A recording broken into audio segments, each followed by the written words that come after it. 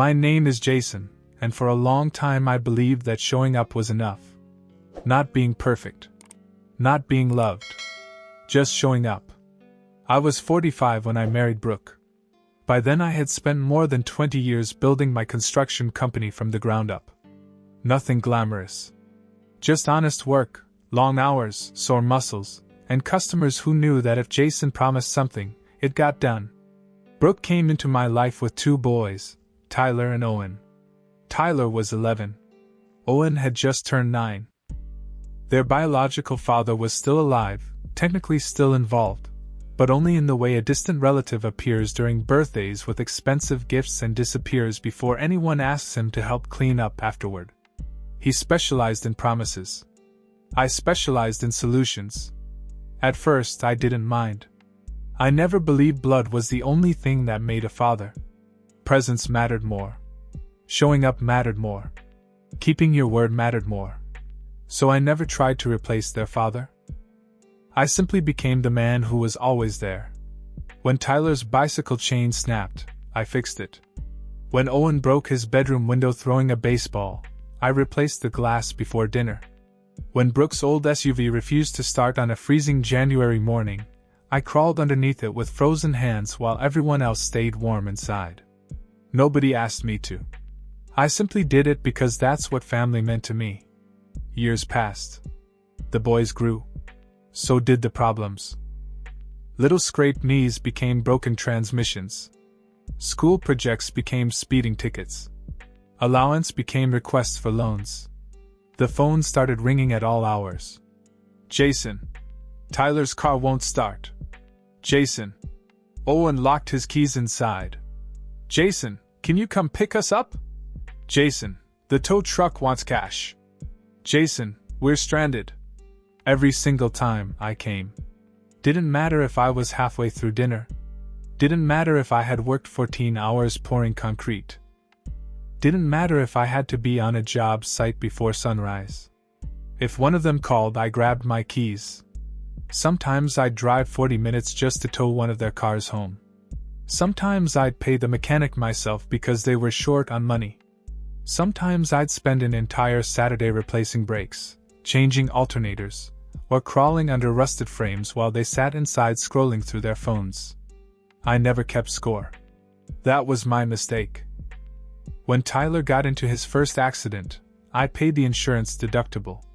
When Owen forgot to renew his registration and got hit with fines, I covered those too. Car insurance? Me. Emergency towing? Me. Dead batteries. Flat tires. Traffic tickets. Lost wallets. Unexpected repairs. Loans that were supposedly temporary. It all landed on my shoulders. Brooke would smile and tell me how grateful she was. The boys rarely said much. I told myself teenagers were like that. One day they'll understand. One day they'll appreciate everything. One day they'll realize who actually showed up every single time life knocked them down. That hope kept me going for years. Whenever their biological father appeared, it was almost theatrical. He'd take them fishing once every few months. Buy them expensive sneakers. Promise vacations that never happened. Tell them how proud he was. Then disappear again until the next convenient moment. Meanwhile, I was paying insurance premiums. Replacing water pumps. Writing checks. Answering midnight phone calls. Missing weekends. Sacrificing vacations. Doing all the boring things that actually keep people's lives together. Nobody posts pictures of the guy waiting 3 hours beside a broken-down highway. Nobody thanks the man who quietly pays a towing bill before anyone else even arrives. Those moments don't make memories. They just make life work. I honestly believe that counted for something. 9 years. 9 years of carrying responsibilities that weren't technically mine. 9 years of believing effort would eventually become acceptance. Looking back now, I can see how blind I was. I confused dependence with respect. They needed me. But needing someone isn't the same as valuing them. I didn't understand that yet. I was still convinced that if I just kept showing up, eventually they'd stop seeing me as the outsider. and start seeing me as family. The first cracks did not appear all at once. They spread slowly, almost politely, through ordinary moments. A look exchanged across the dinner table. A door closed while I was still speaking. A rule ignored until Brooke repeated it in her own voice. At first, I blamed their age. Tyler was 19 by then, convinced adulthood meant freedom without responsibility. Owen was 17 and copied almost everything his older brother did, including the contempt he had started wearing like a badge. Neither boy called me when life was going well. They called when something broke. That difference should have told me everything. One Friday evening, Tyler came home after midnight and left muddy footprints across the hallway. I had been awake in the kitchen, reviewing invoices from a roofing job that had gone over budget.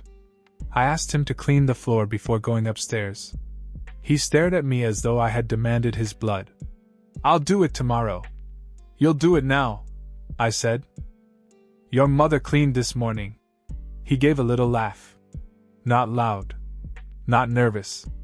Just disrespectful. "You really love ordering people around. I'm asking you to clean up your own mess. You're always asking something." Then he walked upstairs. The footprints remained. The next morning, Brooke cleaned them herself. When I asked why she had not made Tyler do it, she sighed as if I were the problem. "I didn't want another argument." That sentence became the law of our home. Brooke did not want arguments.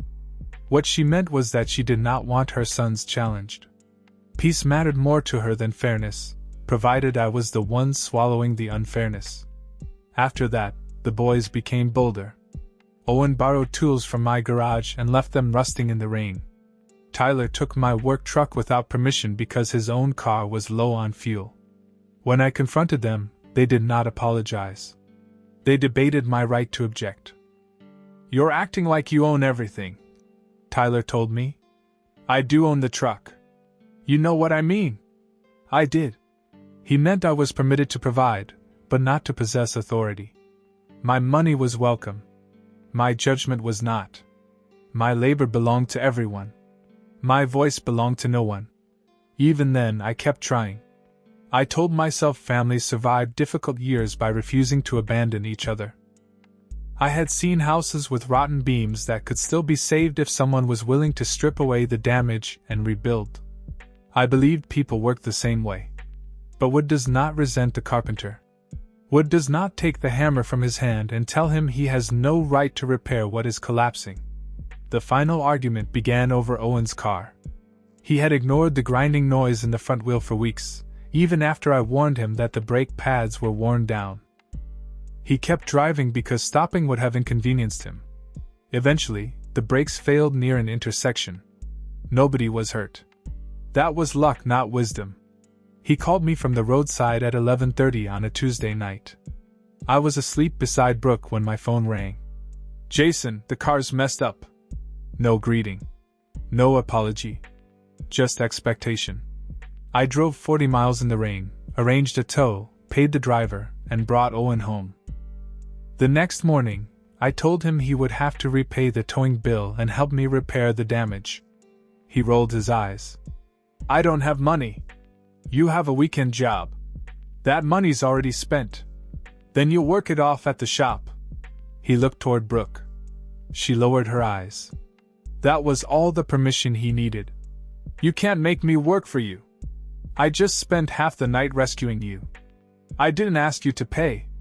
You called me because you knew I would." His face hardened. Tyler had been standing near the refrigerator, listening.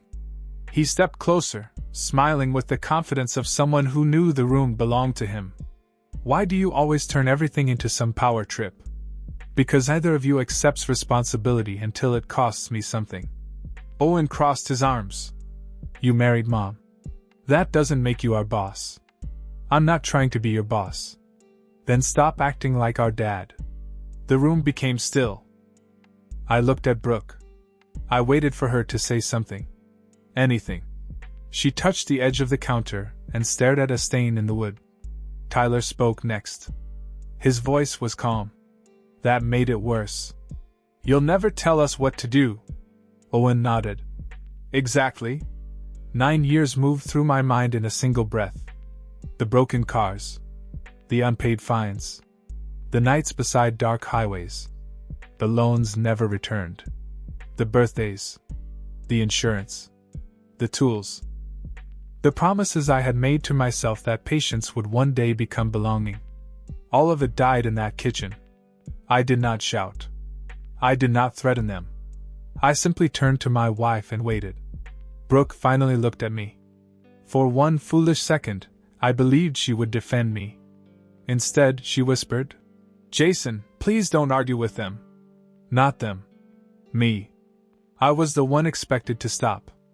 I was the disruption. Their contempt was merely weather.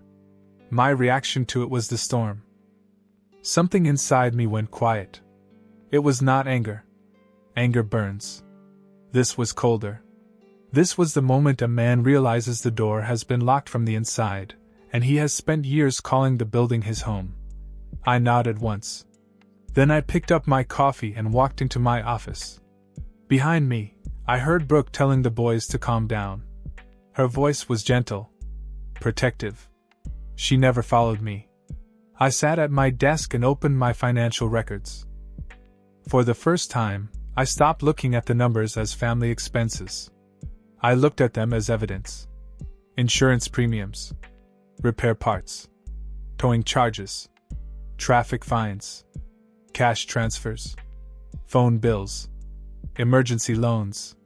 Thousands of dollars spent maintaining the lives of 2 young men who had just informed me that I had no place in those lives beyond service. I added everything I could find. The total made me feel sick. But the money was not the worst part. Money could be earned again. Time could not. I had given them years.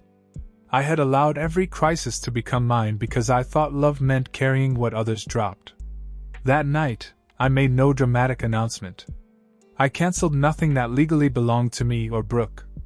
I honored every obligation with my name attached. But everything voluntary ended. No more repairs. No more loans. No more midnight rescues.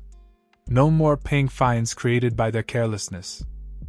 No more sacrificing my work, my sleep, or my peace so they could avoid the consequences of their choices. They had demanded independence from my authority. I decided to give them independence from my protection as well. Before closing the laptop, I wrote one sentence on a sheet of paper and placed it inside the top drawer of my desk. When the next crisis comes, let their father answer. Then I went to bed beside a woman who had chosen silence when her marriage required a voice. She slept.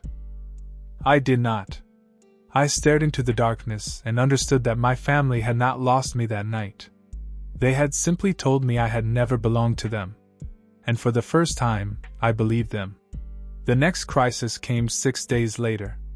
Tyler called me at 7 in the morning, while I was standing inside a half-finished house explaining a framing mistake to one of my crews. His name appeared on my screen 3 times before I finally answered. "My car won't start," he said. No greeting. No apology for interrupting my work. Just the same old expectation. "What seems to be wrong with it? It makes a clicking noise.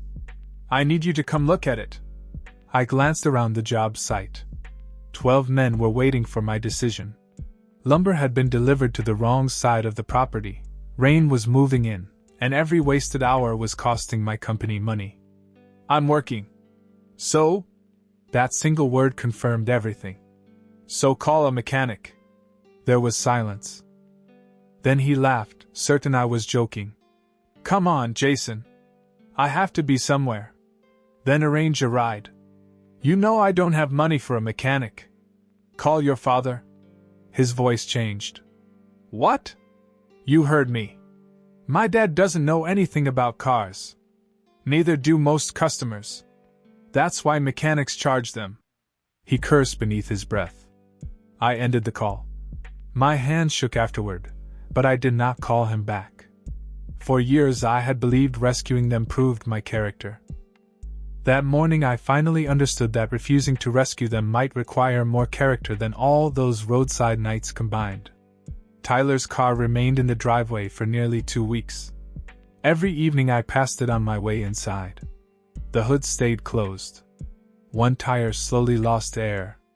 Rain collected in the shallow dents across the roof. Nobody touched it.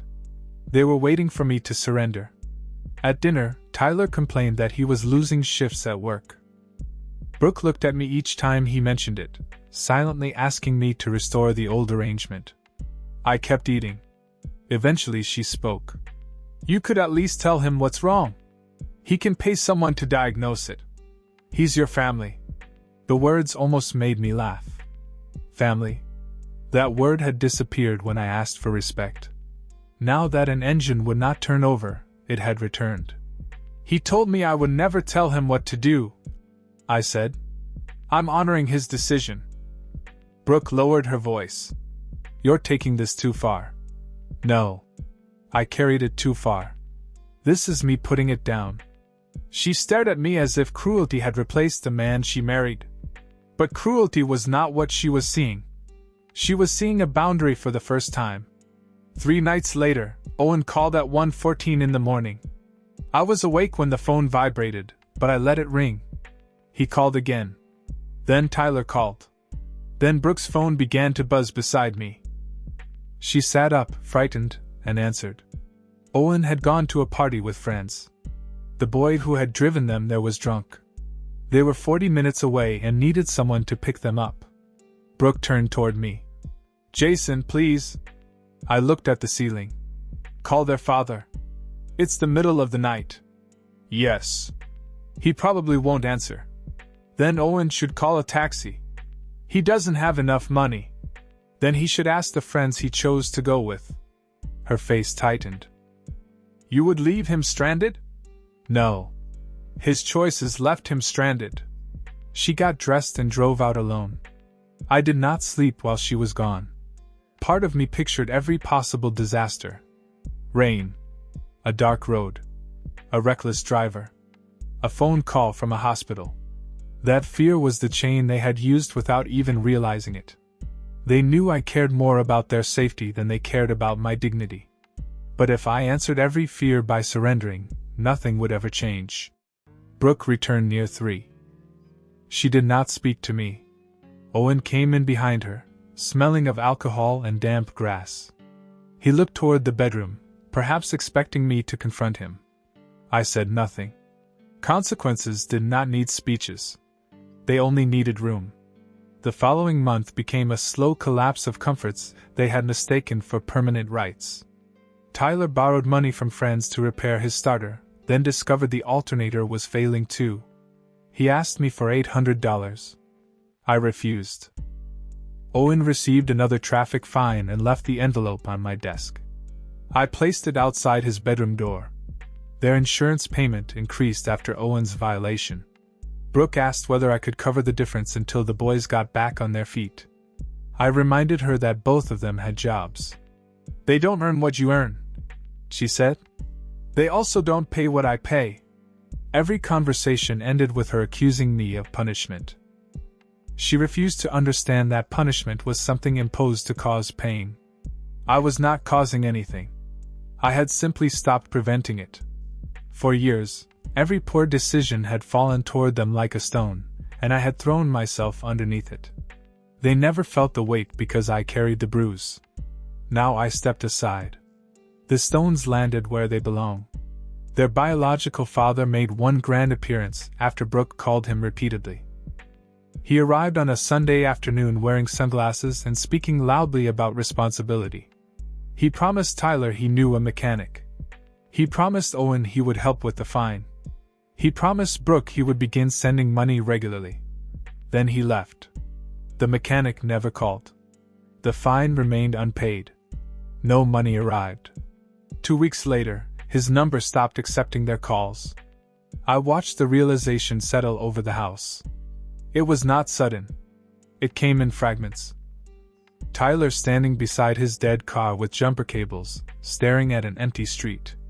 Owen calculating whether his paycheck could cover the fine and his phone bill. Brooke opening the banking app at the kitchen table, her face pale beneath the blue light. They had always described their father as free-spirited, complicated, unlucky. They described me as controlling. But when hardship came, the free-spirited man vanished. The controlling man stayed. I still paid my share of the mortgage.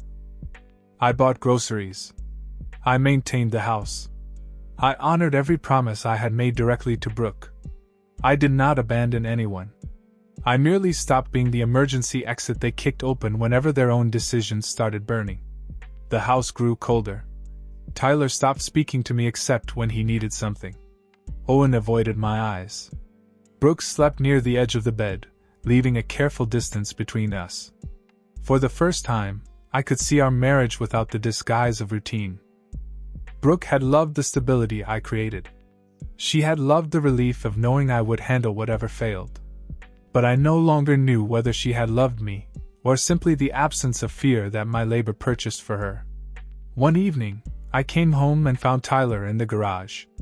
He was holding the old socket set I had given him when he turned 16. His hands were black with grease. A repair manual lay open beside the car. He looked exhausted. Older. "Can you tell me if I'm removing the right bolt?" he asked. It was the first request he had made without entitlement. I stood beside him and looked under the hood. "Yes," I said. "But you need to disconnect the battery first." He nodded. No argument. No mocking smile. Just attention. I did not take the wrench from his hand. That mattered. For once, I was not solving the problem. I was allowing him to learn how. As I walked back toward the house, he called my name. I turned. He seemed ready to say something more, but shame held the words inside him. "Never mind," he muttered. I left him there with the broken car, the open manual, and the first honest consequence he had ever been forced to carry. I felt no victory. Only grief. Because I had never wanted them to suffer. I had wanted them to see me. And somewhere beneath that garage light, with grease on his hands and nobody coming to save him, Tyler was finally beginning to look. Tyler spent 3 evenings repairing that car. The first night, he stripped a bolt and nearly threw the wrench through the garage window. The second, he discovered he had bought the wrong alternator and had to return it after work. On the third, he finally understood why I used to come inside so tired, my hands split and blackened, after fixing problems he had created without thinking. I watched from a distance. I did not mock him. I did not interfere. When he asked a direct question, I answered it. When he expected me to take over, I walked away. There was a difference between guidance and rescue. I was finally learning it. A week later, the engine started. Tyler remained behind the wheel for several minutes, listening to it idle. He should have looked proud. Instead, he looked shaken. He found me on the back porch that evening. "I didn't know it was that hard," he said. I kept my eyes on the dark yard. "What?" "Everything. Fixing it. Finding parts. Paying for them. Losing hours at work because I didn't have a car." I nodded. He waited for me to make the conversation easier. I did not. "I guess you did that a lot." He continued. "Yes. For both of us. Yes." His face tightened. "I never thought about it." "I know." Those words hurt him more than an accusation would have. He sat beside me, leaving a careful space between us. For years, Tyler had filled every silence with defiance. That night, he let the silence judge him. "I was wrong," he finally said. I looked at him then. He could not hold my eyes. "We treated you like you were supposed to fix everything," he said. "Like it didn't cost you anything. And when you tried to make rules, we acted like you were trying to control us. You told me I would never tell you what to do. I remember. Do you understand why I stopped helping?" He nodded slowly. "At first I thought you were trying to hurt us. But you weren't. You were just done letting us use you." There it was. Not gratitude. Not yet. But truth. I had waited 9 years to hear it, and when it finally came, it did not heal me. Some wounds closed too late to restore what existed before them. "I'm sorry," Tyler said. His voice broke on the last word. I believed he meant it. But belief was not the same as surrender. I accept your apology, I told him. That does not mean we go back to the way things were. He looked frightened. I don't want that either. Good. Because I will never be your bank, mechanic, driver, or emergency plan again. I will help when I choose to help. I will not be commanded. And if you speak to me with contempt, the conversation ends. He nodded. No arguing? Respect is not an argument. For the first time, he understood. Owen took longer. He still blamed me for the late fees, for the suspended insurance, for the nights he had to walk home after missing the last bus. He carried resentment as if it were proof that I had betrayed him. Then his father disappointed him one final time. Owen had saved enough to pay half of what he owed. His father promised to cover the rest. They arranged to meet outside the traffic court on a Monday morning. Owen waited for 2 hours. His father never arrived. He did not answer the phone. The payment deadline passed. Owen came home with his license temporarily suspended and a rage so deep he could barely speak. He slammed his bedroom door and stayed inside until the next afternoon. I did not comfort him. Some truths must be faced without anesthesia. That evening he entered my office. His eyes were swollen. Did you know he wasn't coming? I suspected it. Why didn't you warn me? I warned you for years by showing you what reliability looked like. He lowered his head. The anger drained out of him. You always came. Yes. Even when I called at night. Yes. Even when I was disrespectful. Yes. He pressed his palms against his face. I thought you had to. That sentence contained the whole history of our family. They had mistaken love for obligation, sacrifice for weakness, consistency for something guaranteed. No, I said. I chose to. Owen began to cry. Not loudly. Not dramatically. He cried like a young man discovering that the person he had dismissed was the one person who had never abandoned him. I'm sorry, he whispered. I wanted to embrace him.